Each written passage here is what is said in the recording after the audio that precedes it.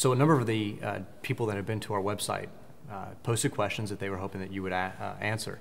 And the first one was, how do your different churches stay connected together? How do you work together? That's great. I think on the top level, there's like a buy-in to the vision values of Trinity Grace as a whole. So there's that connection. So it's going to get expressed differently in each neighborhood, but we all know that we're after the same thing. Another thing that we do is we regularly gather all of the leadership team, the staff teams, for monthly times of, it's a meeting, but essentially it's not just about nuts and bolts and vision and big picture stuff. We're actually just trying to find out how everybody's doing. Mm-hmm. Tell the best stories in the neighborhood, celebrate what God's up to, spend an intense amount of time praying together and for one another. Mm-hmm. And so there's almost like we know there's things that have to be done, but we actually want to live out of the value of caring for one another and the value of prayer and those sorts of things. And so we do that regularly.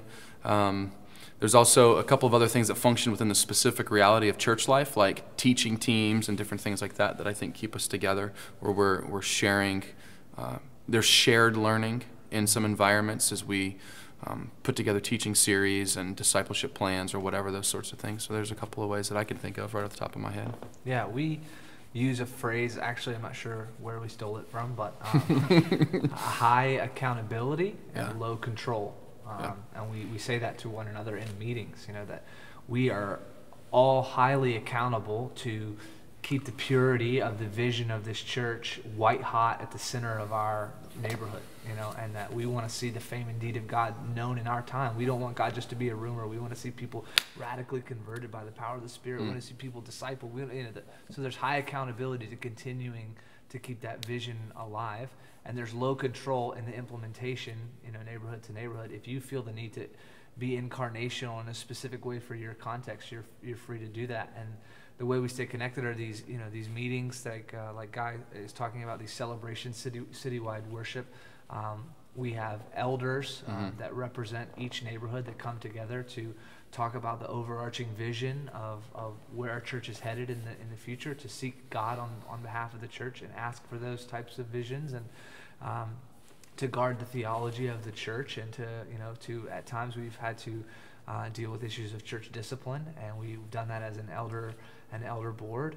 And it's been actually, even though that's one of the most difficult aspects of church life in general, I've seen healthy church discipline take place, connected in a specific issue in one neighborhood church, that the whole church rallied around to make sure that this wound didn't become infected and take down a neighborhood or a missional community or even a life group. And so I feel really honored at the quality of men and people that we are involved with on the elder board. It's sort of like that, like a band of brothers mentality, that we have each other's back, and still the neighborhood planner feels the weight of your pastoring your neighborhood church is on you. It's on you and your leadership, and you have to raise up elders and raise up leaders and do like an autonomous church plant. But you have the support of these guys who can give vision, can help with wisdom, can just be a friend, can commiserate in difficult weeks, and all sorts of stuff like that. The other effective way that I think we're able to network together, stay connected together, is beyond just the staff, but the actual churches individually. So one of the unique realities of the story of Trinity Grace is that almost without fail, every new church is birthed out of another Trinity Grace Church. So there's some other local congregation that's felt the weight, felt sort of the process and the ownership of seeing that church sort of birthed. Not exclusively, but there's an element of that.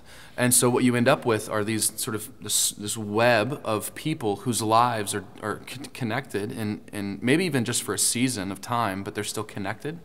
And so you have that unique reality, and then you also have some of the churches do their own thing, programming-wise, like, especially like we're talking about service and justice projects and different things like that. But then there's also a couple of key events that happen throughout the course of the year that bring all of the Trinity Grace churches together as well. And so we could go do an event, and the one church might have 60 people show up to it, but you do the event with a whole network, and now 300 people show up to it. And it feels like it's such a different experience, So that's one of the other ways that we're able to stay connected. It sounds cheesy, but it really, it's really important. It's vital to life of the body, to life with each other, and life in the city. Sound cheesy to me, man. It didn't? Thank you. I just touched your knee. I don't know why you touched my knee. Inappropriate. Guy's not gonna make it.